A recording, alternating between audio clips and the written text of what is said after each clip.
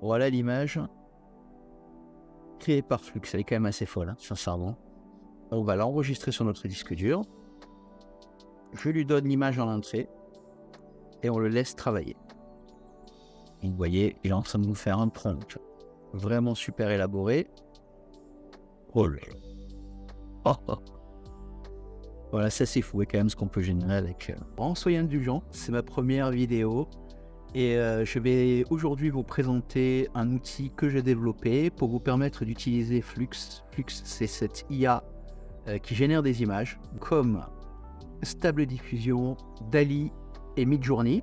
Cette IA qui génère des images est complètement gratuite. L'IA est open source pour des fins non commerciales. Il y a 3 modèles actuellement sur le marché et je vais vous montrer un outil que j'ai développé pour mes clients pour leur permettre en fait d'utiliser cet outil facilement et gratuitement.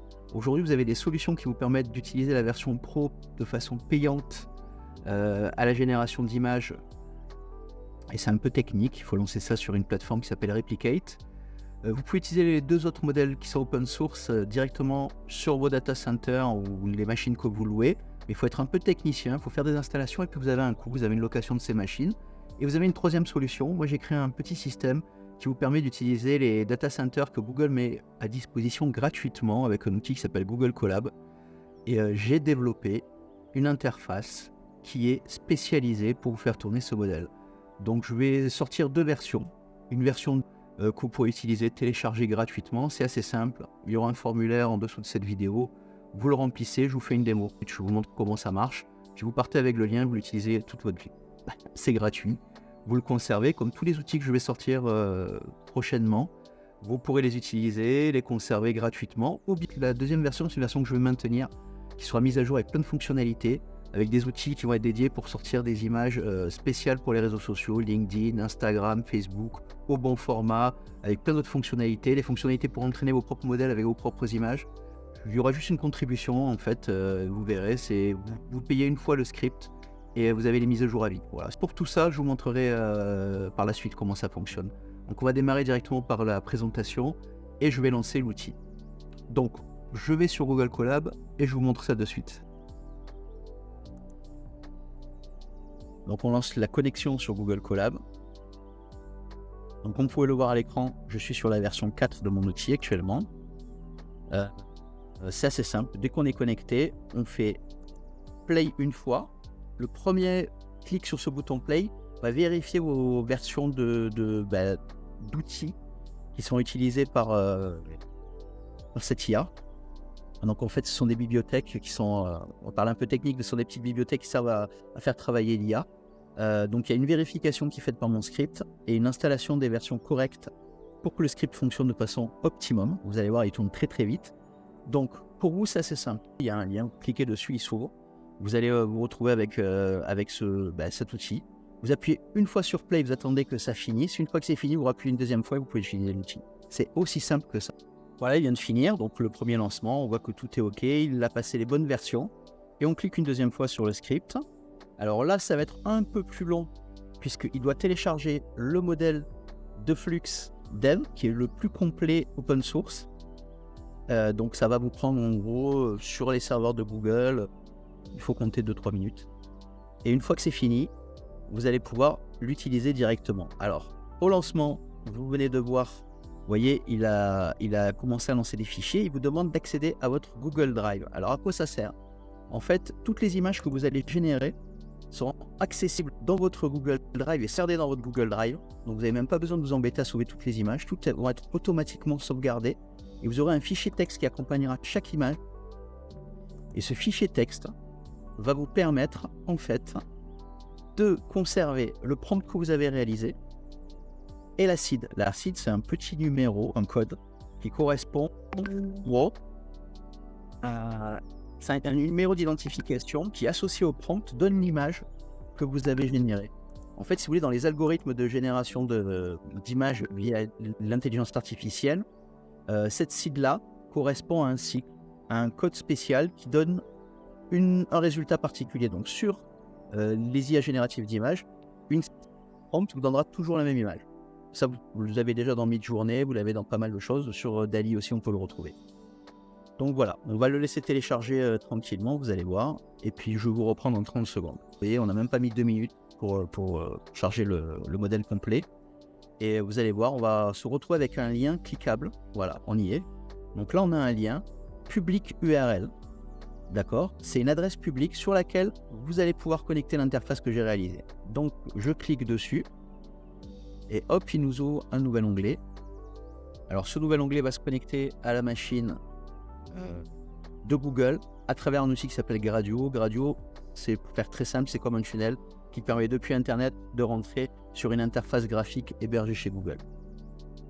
Voilà. Donc, pour ce petit modèle de démo, on va rentrer notre prénom et notre nom. Donc, Laurent, je vous laisse saisir les vôtres, votre adresse email.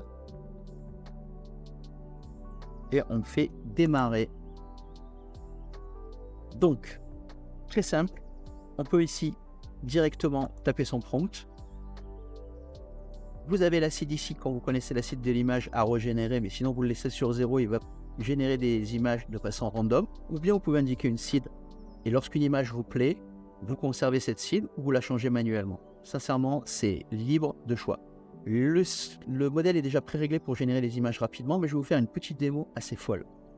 Je vous ai intégré un outil gratuitement qui est accessible à travers un GPT de ChatGPT. Alors les GPT, ce sont des modèles pré-entraînés de ChatGPT. J'ai créé un modèle gratuit qui est disponible pour tous les utilisateurs de cette plateforme. Et vous pouvez y avoir accès directement depuis ce lien. Alors, c'est quoi? C'est un générateur de... Imaginez que vous voulez générer une image pour illustrer un article concernant Donald Trump sur la tentative d'assassinat qu'il a eu. Donc, on va marquer président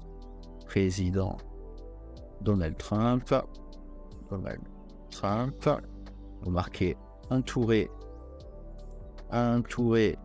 de sa sécurité lors d'un meeting. On fait simple. Prompt de très bas niveau. On est d'accord. C'est pour les amateurs et cet outil est fait pour les amateurs. Donc déjà, avec un prompt aussi simple, voici ce que l'outil est capable de générer en quelques secondes. Alors on va le laisser faire. Je ne vais pas intervenir. Voilà, on va compter. Vous avez les secondes qui s'affichent en haut, on n'a même pas besoin de compter. En moyenne, il met 40-50 secondes pour générer une image. Voilà, donc il va nous générer l'image. Et voilà, bon, on est pas mal. Donc là, on a une image qui a été générée avec un prompt plus que basique. On va dire même limite léger. L'outil que je vous ai mis à disposition est une tuerie. Je vous montre comment il marche. Je vais sur Prompt Creator. Vous voyez, il y a une nouvelle fenêtre qui est en train de se charger avec le Chat Engineer Flux, qui est un GPT, un agent dédié à la génération de prompts pour Flux. Comment il fonctionne? Vous tapez le prompt que vous souhaitez, il va vous sortir un prompt élaboré encore plus fou. Exemple, je reprends mon prompt de niveau vraiment maternel des IA. Je le mets ici. Je fais valider. L'agent va prendre en compte le prompt et va vous donner sa vision du prompt pour générer la meilleure image. Maintenant, cet outil est encore plus fou puisque pour cette illustration, je vais vous montrer ce que l'on peut faire. On peut partir d'un prompt d'une image. Donc, on va marquer Donald Trump assassination attempt. Donc, tentative d'assassinat de Donald Trump. Sur Google, on fait notre recherche et on va aller récupérer l'image emblématique qui a été faite par le photographe, qui est celle-ci. On va l'enregistrer sur notre disque dur, enregistrer l'image sur notre disque dur. Voilà. On retourne dans le générateur de prompt.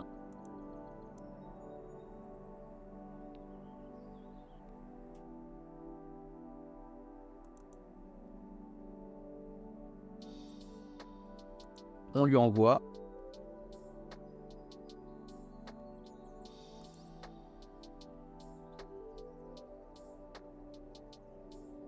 Alors l'anglais est toujours la langue à privilégier lorsque vous faites des prompts à l'IA, même s'il comprend votre langue, le français, l'anglais est toujours à privilégier. Donc je récupère l'image. On va l'adapter, on la met ici. L'image capture un moment intense et dynamique avec une figure centrale. Donc on va marquer Donald Trump à figure centrale, vous voyez, centrale figure, Donald, alors, président de Washington. Donald Trump. Et puis le reste, on va le conserver puisqu'il a été décrit. On va juste faire générer l'image. Vous voyez, le chiffre est en train de s'approcher de la fin.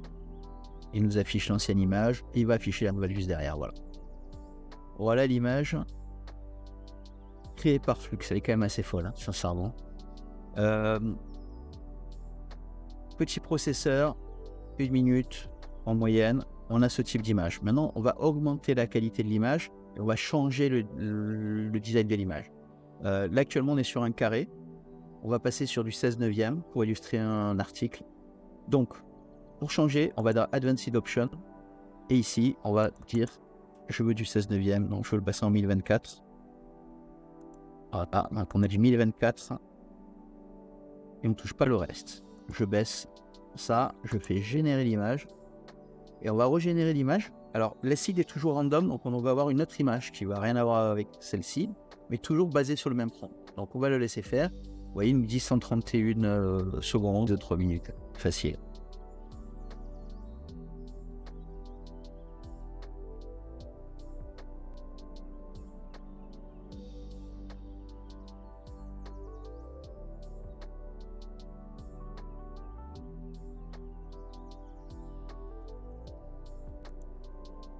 Donc dans ce dernier exemple, on fait un essai pour générer une pochette d'album de musique. Donc si on a des clients dans la musique, ou si on produit soi-même de la musique, on va faire un petit essai assez simple. Donc je lui écris pochette pour un album de rap pour le groupe Old School, l'album du nom de Return to the Bronx. Il me sort ce prompt, on récupère l'intégralité du prompt. Hop, hop, hop, hop, hop. On fait copier, on le met dans le prompt. Les pochettes doivent être carrées. Donc on va aller dans l'image et on va faire une image carrée en 1024 par 1024 par 1024 par 1024 et on lance la génération. On va attendre quelques secondes, on va voir ce que ça donne. Voilà.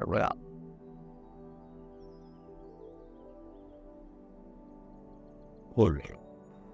Oh. Voilà, ça c'est fou et quand même ce qu'on peut générer avec. Voilà un exemple de réalisation en live avec le générateur Flux simplifié pour tous les utilisateurs et mon générateur de prompt amélioré. Vous voyez, ça c'est dingue quand même ce qu'on peut faire. On va en lancer un deuxième pour le plaisir des yeux.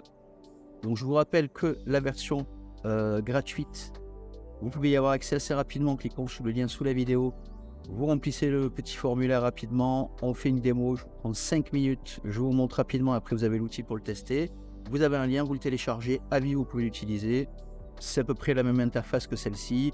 Vous avez une zone de prompt, vous pouvez régler la taille de vos images et ouais, et obtenir ce genre de truc assez fou, rapidement et gratuitement. Et si ensuite vous voulez la version plus évoluée, c'est une version qui sera mise à jour. Donc, vous aurez toutes les dernières versions, vous aurez une possibilité d'entraîner vos propres modèles avec vos propres photos, vos propres images et générer votre avatar et votre avatar en plein de positions de façon illimitée. Tout ça, je vous rappelle, c'est gratuit avec Google Colab. Donc, Google Colab vous permet de générer, grâce à leur data center, et d'utiliser des cartes vidéo hyper performantes, de générer gratuitement. Et après, si vous voulez des machines encore plus puissantes, comme celle que j'utilise là pour cette dernière démo, permet de générer des images en 30 secondes. Vous avez des petits abonnements à 10 € par mois directement, vous pouvez même payer des crédits. Et là, ça vous permet de générer des images vraiment très rapidement, puisque si j'appuie sur le bouton, on va compter ensemble à 30 secondes, vous allez voir. Vous avez le chrono là-haut, donc là, ça fait 5-6 secondes qu'il a commencé la génération de l'image. On divise par 4 ou 5 la vitesse. Voilà. Là, c'est vraiment quand on a vraiment des gros besoins industriels, on utilise un gros processeur avec un petit abonnement à 10 € chez Google, mais sinon tout est gratuit et on arrive à avoir des images de folie, vous voyez. Voilà, c'est quand même dingue. Allez, je vous dis à bientôt. À plus tard, ciao.